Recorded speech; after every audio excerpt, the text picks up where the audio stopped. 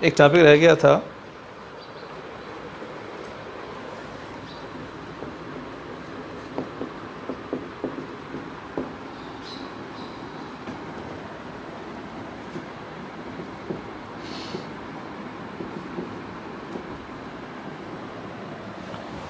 Satellite हम खुद design करते हैं ज़मीन के बारे में इंफॉर्मेशन लेने के लिए, मौसम का हाल मालूम करने के लिए हमने ये सैटेलाइट खुद छोड़े हुए हैं।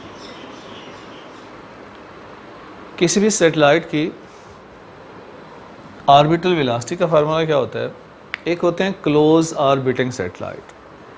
क्लोज ऑर्बिटिंग सैटेलाइट अर्थ से क्लोज होते हैं, जस्ट 400 किलोमीटर के फासले पर। इन्हें हम क्लोज ऑर्बिटिंग सैटेलाइट कहते हैं। ऑर्बिटल स्पीड होती है gm डिवाइडेड बाई r। इसमें r जो है ये फासला होता है सैटेलाइट का सेंटर ऑफ अर्थ तक का फासला होता है। कोई भी सैटेलाइट है, चाहे वो क्लोज ऑर्बिटिंग सैटेलाइट है, चाहे जियो स्टेशनरी कोई भी सैटेलाइट है, ऑर्बिटल स्पीड का फार्मूला यही होता है। तो ऑर्बिटल स्पीड और ऑर्बिटल रेडियस में ताल्लुक ये बनता है, इन्वर्सली होते हैं। Orbital speed inversely to square root of orbital radius. गोया अगर ज़मीन के क्लोज है कोई सैटेलाइट, आर की वैल्यू कम है तो स्पीड उसकी ज़्यादा होती है। जो जो आर बढ़ता जाएगा, आर से दूर होता जाए, ऑर्बिटल स्पीड उसकी कम होती जाती है। ठीक। एक सवाल आता है, अगर ऑर्बिटल रेडियस को 4 टाइम डिक्रीज करते हैं, इफ ऑर्बिटल रेडियस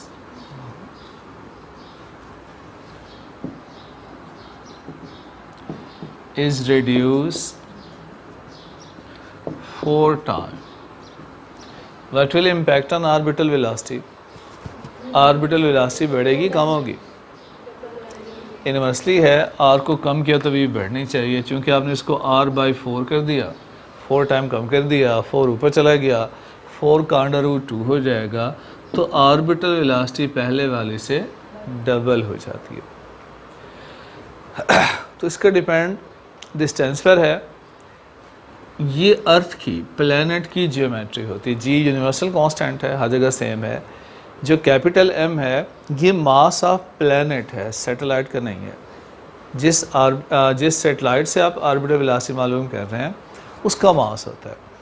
अगर सैटेलाइट का मास डबल कर दिया जाए, क्या ऑर्बिटल वेलोसिटी पे फ़र्क पड़ेगा? सैटेलाइट का मास इसमें इन्वॉल्व नहीं होता, सिर्फ उस प्लैनेट का मास इन्वॉल्व होता है।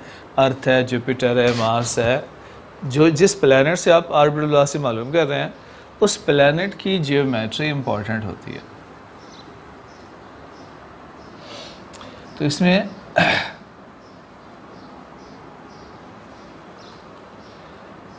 ये अर्थ है,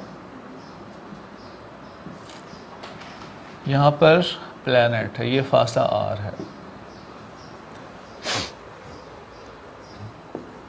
इफ r इंक्रीज, अगर r को बढ़ा दिया जाए तो स्पीड डिक्रीज होती है। स्पीड क्या हो जाती है? टाइम पीरियड इंक्रीज हो जाता है, टाइम पीरियड बढ़ जाता है। जो क्लोज ऑर्बिटिंग सैटेलाइट है वो ज़मीन के गिर्द कितने टाइम में चक्कर पूरा करते हैं? क्लोज ऑर्बिटिंग सैटेलाइट का 84 मिनट उसका टाइम पीरियड है। जो क्लोज ऑर्बिटिंग सैटेलाइट होते हैं वो जस्ट 84 मिनट में एक चक्कर मुकम्मल करते हैं। लेकिन जो जियो स्टेशनरी सैटेलाइट हैं जो ज़्यादा दूर होते हैं, 36,000 किलोमीटर ऊपर होते हैं, उनका टाइम पीरियड 24 आवर होता है।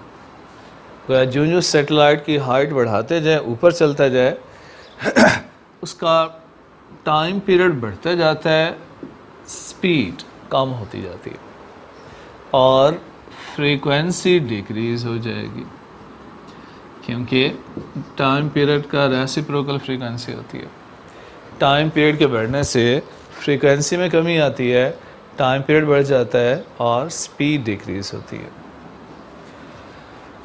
जियो स्टेशनरी सैटेलाइट कौन से होते हैं? जो हमें स्टेशनरी अपीयर होते हैं, ज़मीन के साथ सिंक्रोनाइज होते हैं। जिस एंगुलर वेलोसिटी से ज़मीन रोटेट कर रही होती है, ये भी उसी के साथ रोटेट कर रहे होते हैं। ये जियो स्टेशनरी सैटेलाइट है। दोनों की एंगुलर वेलोसिटी सेम होती है, ठीक है, ज़मीन के साथ सिंक्रोनाइज है।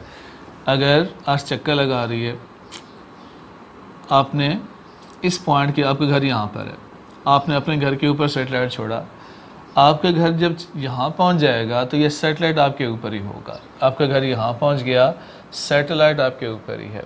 आपका घर यहाँ पर है तो सैटेलाइट, गोया आप ये ज़मीन के साथ साथ चक्कर लगा रहा होता है।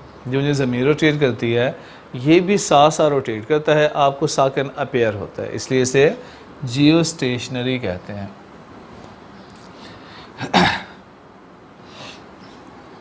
ये कितनी हाइट पर होते हैं,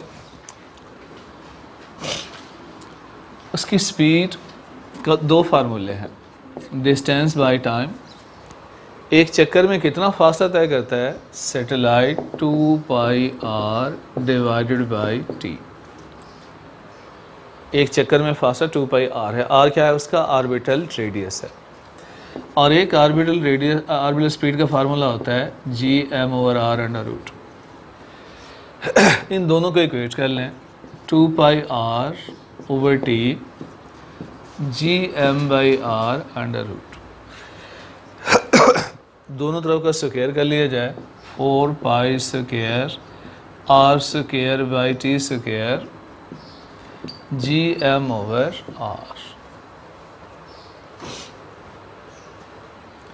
r क्यूब किसकी इक्वल होगा? gmt² divided by 4π²।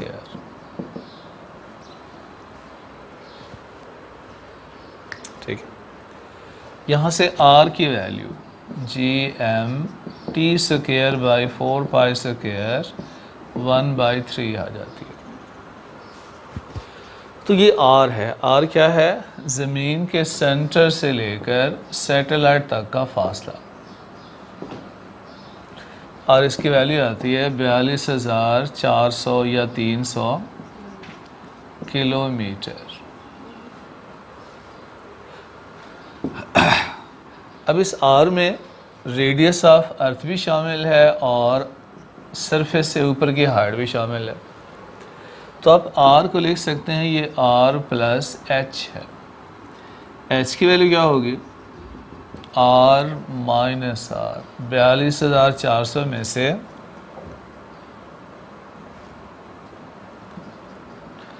अगर 64,100 माइनस कर लिया जाए, ज़मीन का रेडियस कितना होता है? 6400 किलोमीटर, तो बाकी आएगा 36,000 किलोमीटर। तो इसमें दो सवाल आते हैं। ज़मीन के सेंटर से सैटेलाइट का फासला कितना होता है? 42,300 या 42,400 किलोमीटर। और अर्थ सरफेस से कितने ऊपर होते हैं? 36,000 किलोमीटर। इक्वेटर से इनका फासला 36,000 किलोमीटर है। ज़मीन के सेंटर से फासला ये है। इसका टाइम पीरियड कितना होता है? जियो स्टेशन सैटेलाइट का टाइम पीरियड कितना होता है? क्योंकि ज़मीन के साथ सिंक्रोनाइज हैं, जो टाइम ज़मीन को लगेगा चक्कर मुकम्मल करने में, उतना ही टाइम इनको लगता है। इसमें टाइम पीरियड की वैल्यू आप पुट करते हैं 24 hour. G constant, mass of earth constant है, कितना होता है? 6×10⁻24 किलोग्राम। जी ग्रेविटेशनल कांस्टेंट है 6.67 10⁻⁻11। तो सब की वैल्यू पुट करें तो ये आंसर आता है। इसमें जो एक इम्पॉर्टेंट रिज़ल्ट है जिसके अक्सर MCQs आते हैं, वो ताल्लुक है between time period and radius. T square is proportional to R cube. इनमें ताल्लुक ये बनता है कि टी स्क्वायर प्रोपोर्शनल है आर क्यूब के।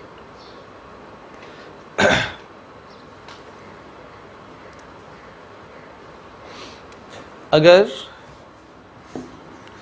R is double, what will impact on time period? R अगर डबल हो जाए टाइम पीरियड पे क्या चेंज आएगी?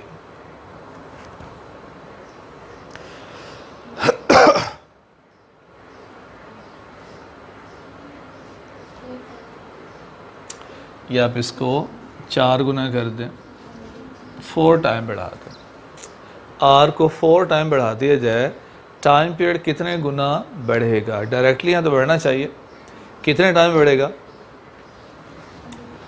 टाइम पीरियड होता है R पावर 3/2। ठीक, R की पावर कितनी होगी? 3/2। मैंने R को 4 टाइम बढ़ा दिया, गोया 4 की पावर 3/2।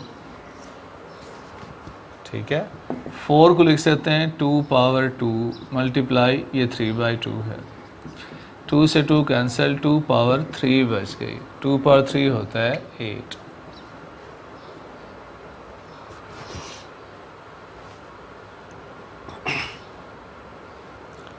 तो 8 टाइम बढ़ेगा। अक्सर यही सवाल आता है।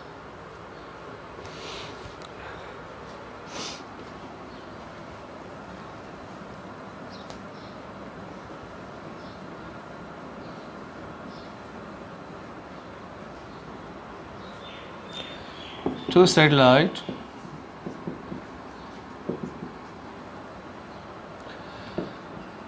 has orbital radius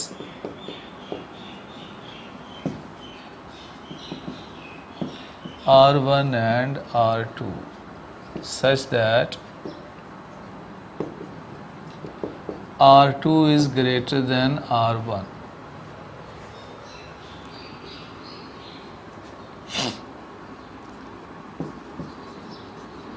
Orbit with same period.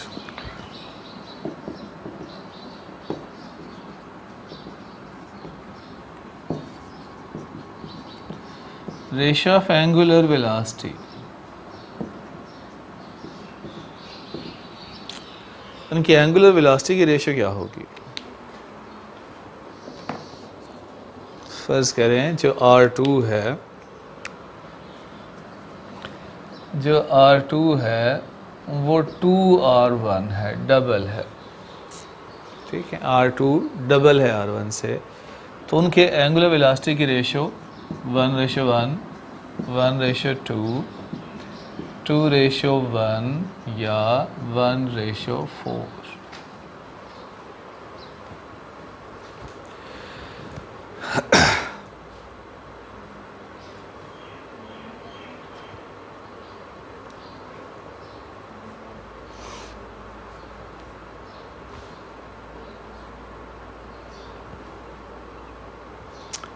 Angular velocity rate of change of, या इसको कह लें,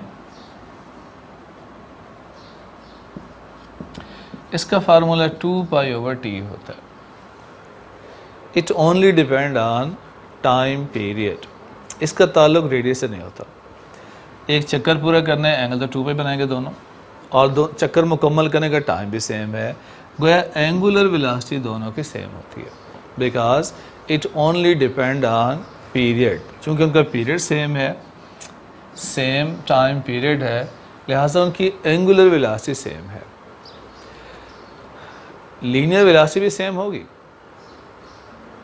या नहीं? किसकी ज़्यादा होगी?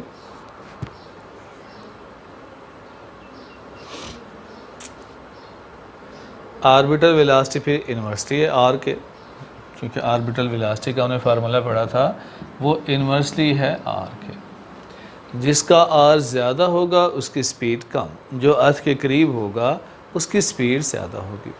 तो R1 जिसका रेडियस है उसकी स्पीड ज़्यादा है, जिसका रेडियस बढ़ गया उसकी स्पीड कम हो गई।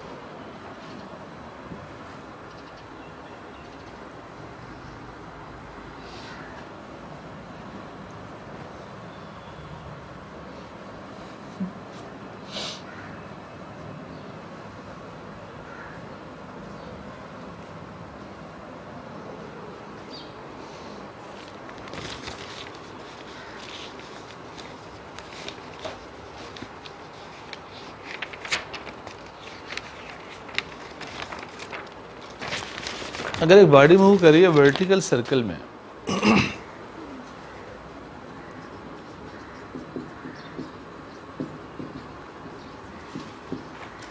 एक हॉरिजॉन्टल सर्कल होता है और एक वर्टिकल।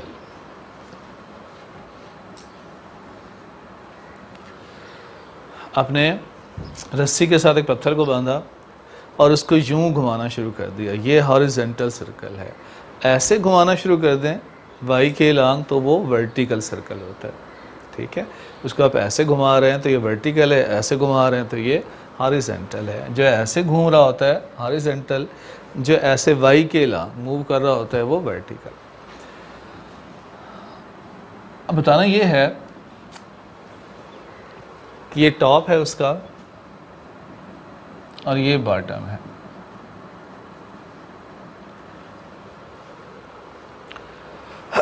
टेंशन कहाँ टॉप पर ज़्यादा होती है या बॉटम पर? और उसका फार्मूला क्या होता है? जो रस्सी में टेंशन है जिससे आपने बॉडी को बांधा हुआ है, इसमें टेंशन होती है। असूल ये होता है कि यहाँ पर टेंशन की डायरेक्शन भी डाउनवर्ड है और बॉडी का वेट भी डाउनवर्ड एक्ट कर रहा है। जब बॉडी टॉप पर है, जब बॉडी टॉप पर है तो जो सेंट्रीपिटल फोर्स होती है वो टेंशन प्लस डब्ल्यू होती है। ये दोनों मिलकर क्या बनाते हैं? Centripetal force. Tension plus W ये मिलके क्या बनाएंगे? Centripetal force. तो mv² over r is equal to T plus W. Tension की वैल्यू क्या होगी? mv² over r minus W. ये टॉप का फॉर्म, जब बॉडी टॉप पर है। और जब बॉडी बॉटम पर है, बॉटम पर टेंशन तो अपवर्ड होगी मगर बॉडी का वेट अब कहाँ पर है? डाउनवर्ड। अब इन दोनों का जो डिफरेंस है वो सेंट्रीपिटल है।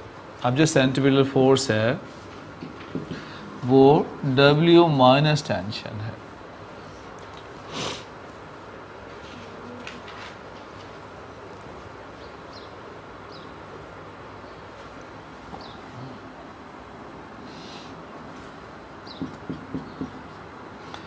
तो अब टेंशन की वैल्यू क्या होगी?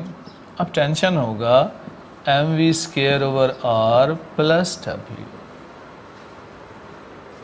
एक वेट डाउनवर्ड है, टेंशन अपवर्ड है। इन दोनों का डिफरेंस अब सेंट्रीपिटल फोर्स है। जबकि टॉप पर दोनों की डायरेक्शन डाउनवर्ड थी तो जो सेंट्रीपिटल फोर्स है वो दोनों का सम होती है, यहाँ दोनों का डिफरेंस होती है। तो अगर आप टेंशन की बात करें, टेंशन टॉप पर क्या है? कम है, mv² सेंट्रीपिटल में से वेट माइनस हो गया। जबकि बॉटम पर सेंट्रीपिटल में वेट प्लस हो गया। बॉटम में टेंशन ज़्यादा होती है और ये फार्मूले भी आप इस्तेमाल करेंगे आगे MCQs में। टेंशन की इक्वेशन याद रखें, टॉप के लिए वैल्यू कम होगी टेंशन की, बॉटम के लिए वैल्यू ज़्यादा होती है।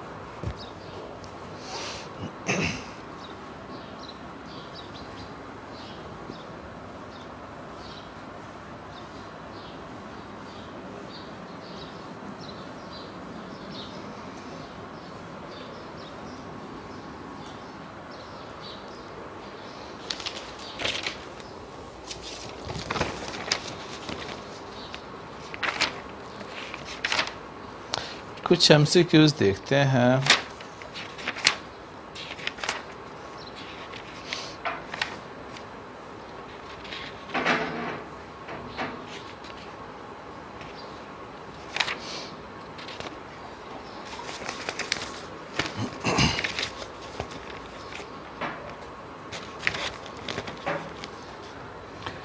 Stone of mass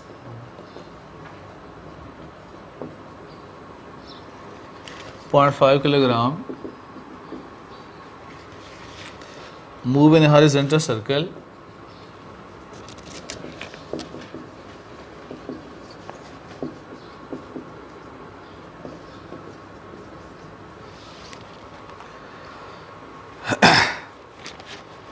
when tied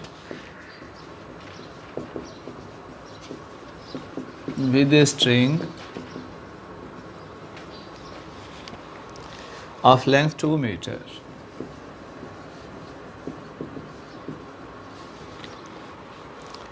with kinetic energy 8 joule. What is tension?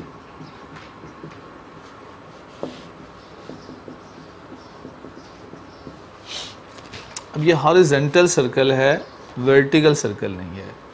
जो टेंशन होती है हॉरिजेंटल सर्कल में वो सेंट्रीपिटल फोर्स ही होती है हॉरिजेंटल सर्कल में। वर्टिकल में वेट का इम्पैक्ट हम देखते हैं।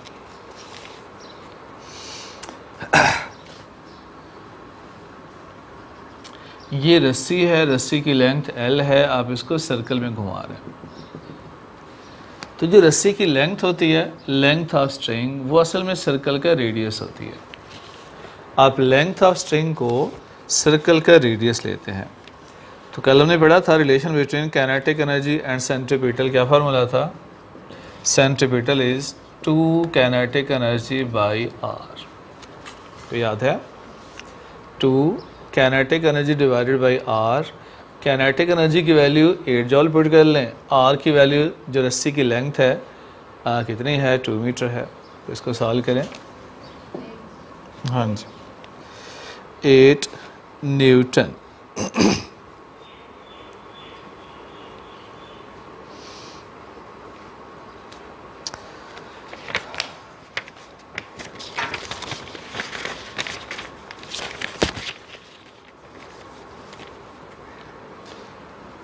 A stone of 2.5 Newton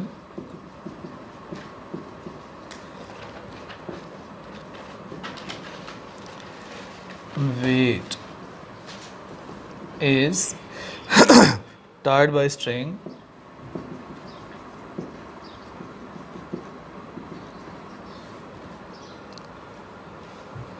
half meter long.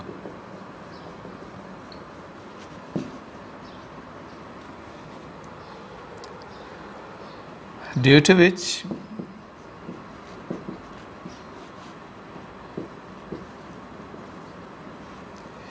it moves with speed of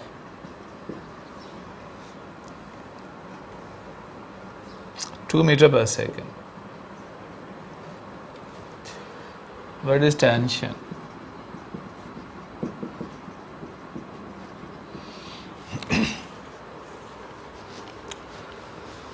इसमें बस क्या करना है, tension centripetal force mv square over r। Velocity given है 2 मीटर पर सेकेंड, r भी गिवन है 1/2 मीटर 0.5 मीटर। अलबत्ता मास की बजाय वेट गिवन है, तो आप क्या करेंगे, मास की जगह पुट कर लें w = mg होता है, मास की वैल्यू पुट कर लें w divided by g, v square over r। इससे कर लेंगे, W गिवन है 2.5, डिवाइड कर लें 10 पर।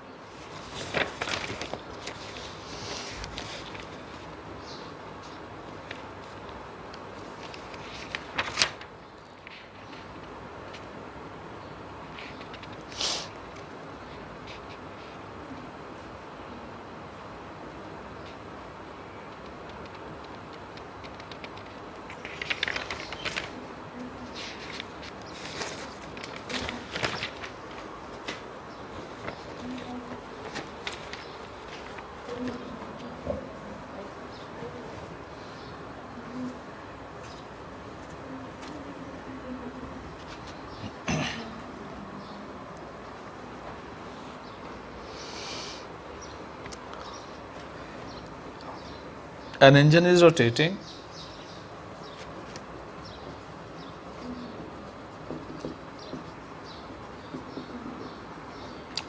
Engine rotate कर रहा है in a circle of radius 8 centimeter.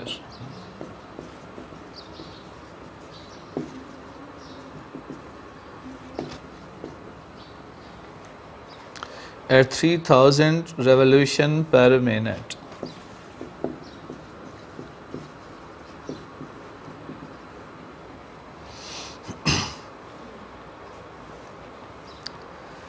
centripetal acceleration is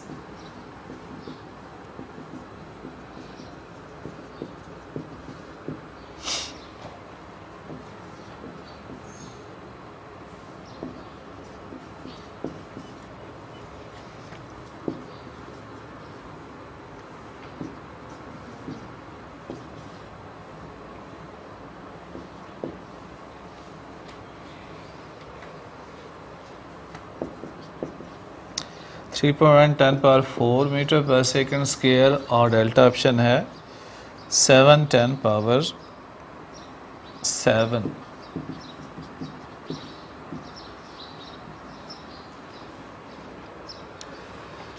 तो सिंपल इसको कैसे करेंगे, A is equal to R omega square centimetre acceleration, omega 3000 revolution per minute है। रेवोल्यूशन पर मिनट के क्या बनाएंगे, रेडियन पर second.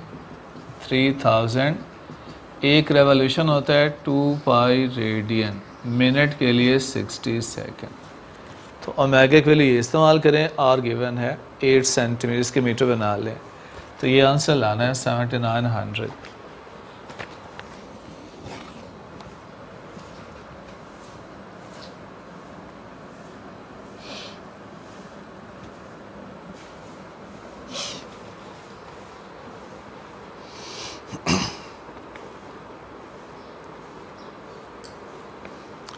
An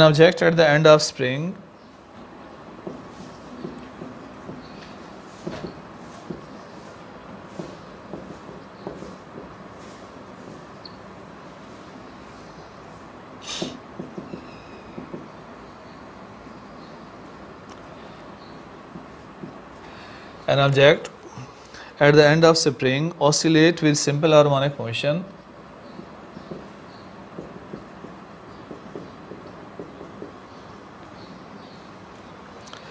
of angular frequency 2 radian per second with angular frequency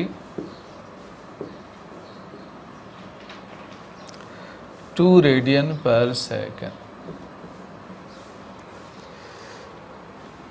Period of oscillation is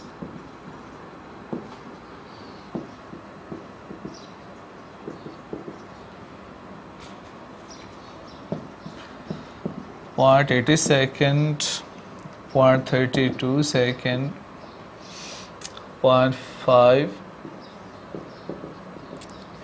and 3.1 second.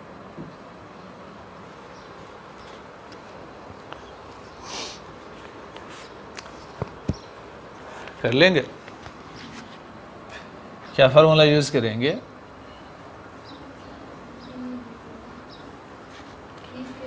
Angular velocity का omega is equal to 2 pi over T. यहाँ से time निकालेंगे 2 pi over omega.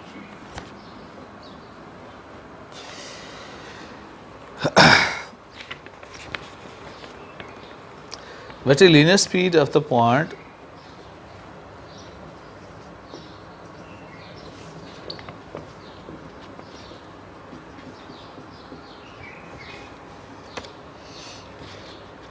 of a point on Earth equator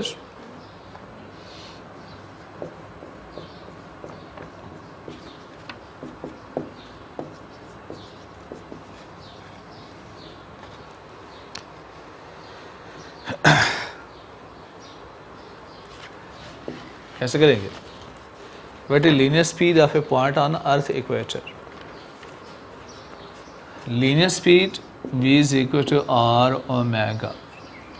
ठीक है, r क्या है, ये अर्थ है, अर्थ का ये इक्वेटर है, इक्वेटर से फासला रेडियस ऑफ अर्थ होता है, इसकी जगह रेडियस ऑफ अर्थ पुट कर लें और omega 2 pi over T. Earth के टाइम पीरियड का बताया 24 आवर, तो 2 pi divided by 24 hour radius of earth put करें, यहाँ से लीनियर स्पीड मालूम करें किसी भी पॉइंट की ऑन इक्वेटर। पोल और इक्वेटर का पता है क्या होते हैं,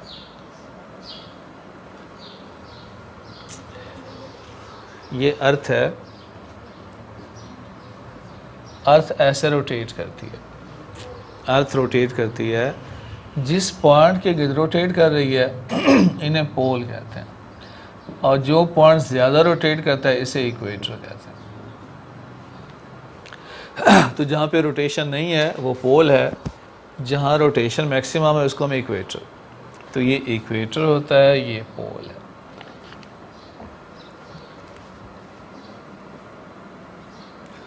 जी की वैल्यू पोल पर थोड़ी सी ज़्यादा होती है एज़ कम्पेयर टू इक्वेटर। ये जो ग्रेविटेशनल एक्सेलरेशन स्मॉल जी है, इनमें थोड़ा सा फ़र्क होता है।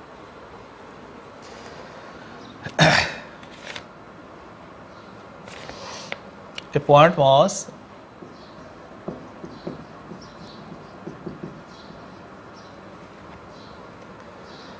move through a circular arc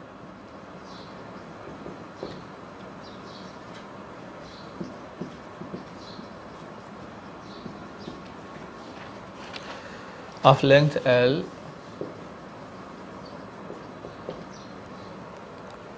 and radius R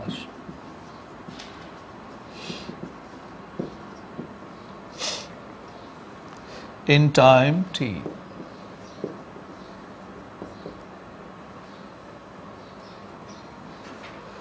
What is angular velocity about center of circle?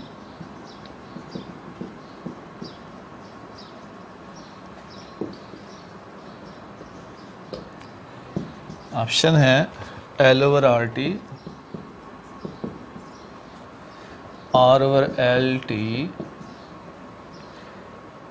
2 pi over TL, 2 pi R over T।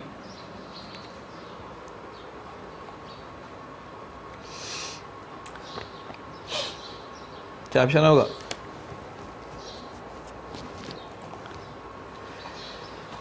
ये दो इक्वेशन को मिला करें, S equal to R theta, S है इसमें, L is equal to R theta, theta की value L by R होती है, एंगुलर वेलोसिटी होती है theta over T, rate of change of angular displacement, theta की value L over R put कर लें, L over R T alpha option आता है।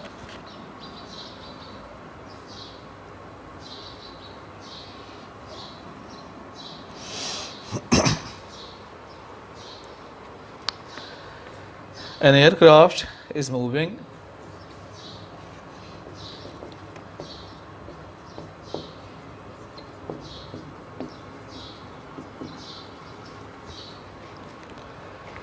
in a horizontal plane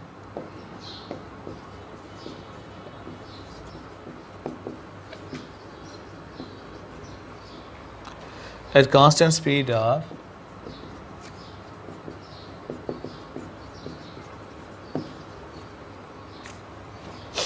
650 meter per second.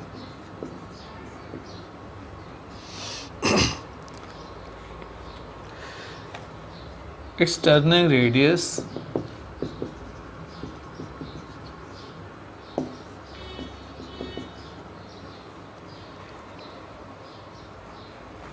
is 80 kilometers.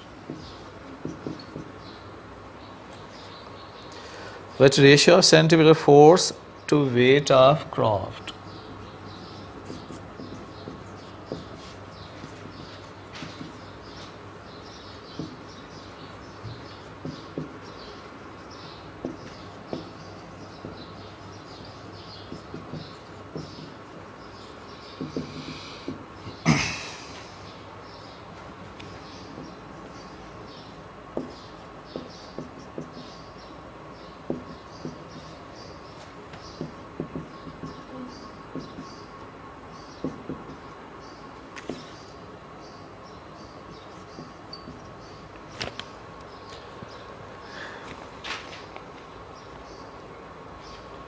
तो उसमें simply आपको ratio बतानी है, force to weight M V square over R divided by M G, तो एम से एम कैंसिल हो जाएगा, V square over R G से करेंगे।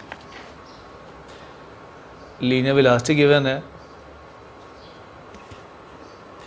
650 मीटर पर सेकेंड और आर की वैल्यू गिवन है 80 kilometre.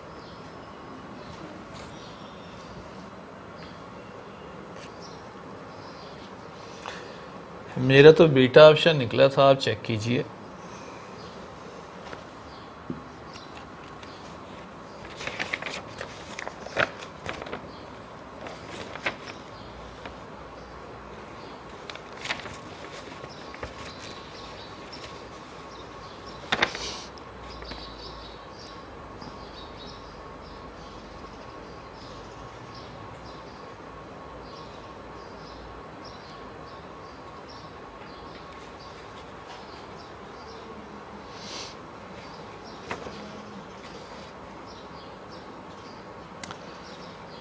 Stone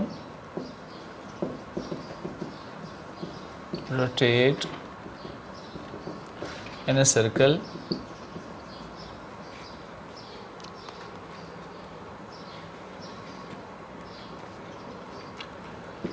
what change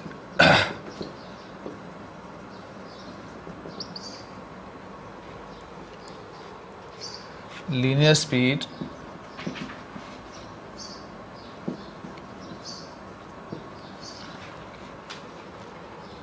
and centripetal acceleration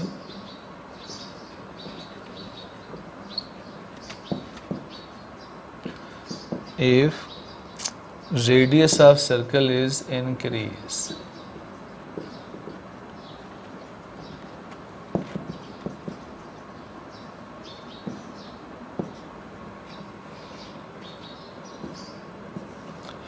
एक तरफ सेंट्रीपिटल एक्सेलरेशन है, एक तरफ लीनियर स्पीड है। पहला ऑप्शन है दोनों ये कांस्टेंट रहा, ये डिक्रीज हो गया। दूसरा ऑप्शन है ये कांस्टेंट रहा और ये इंक्रीज हो गया। तीसरा ऑप्शन है ये इंक्रीज हो गया और ये कांस्टेंट रहा। चौथा ऑप्शन है दोनों ही बढ़ गए।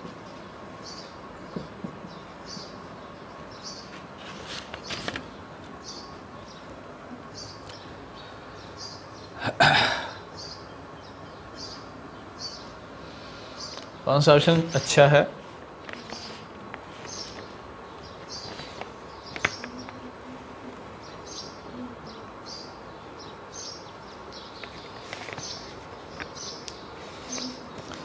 इनमें से लीनियर वेलोसिटी के लिए फार्मूला यूज़ करें v is equal to R omega. Acceleration होता है आर ओमेगा स्क्वायर। दोनों ही आर के डायरेक्टली हैं, गोया डेल्टा ऑप्शन होगा। डेल्टा ऑप्शन होगा दोनों ही क्या कर जाएंगे, इंक्रीज करेंगे।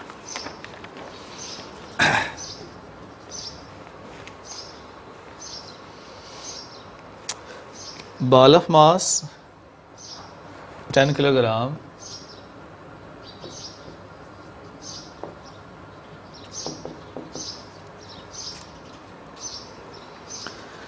is swung in vertical circle.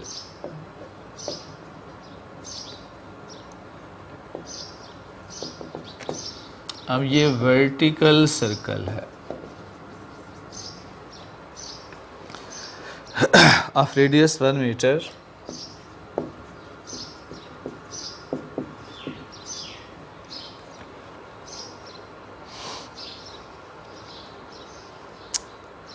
It's speed is,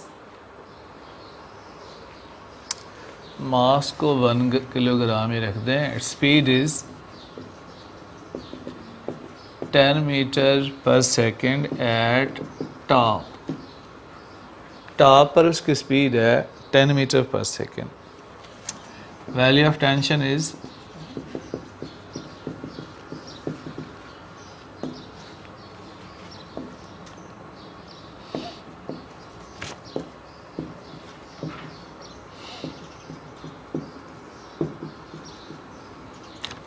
छः 7 9 12।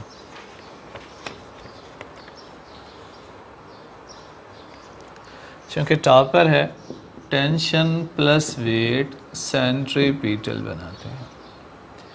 Tension is equal to M V square over R minus M जी।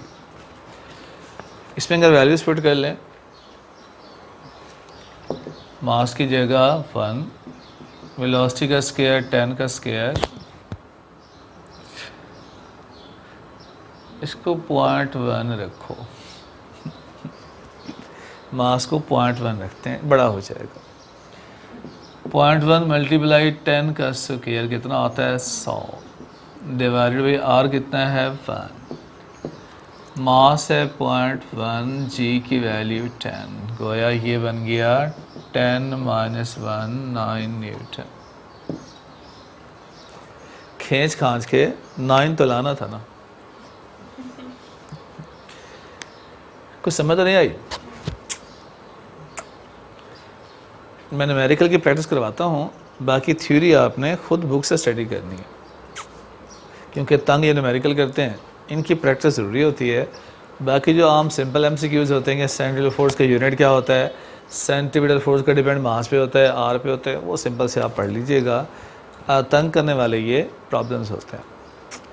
ठीक, थैंक यू।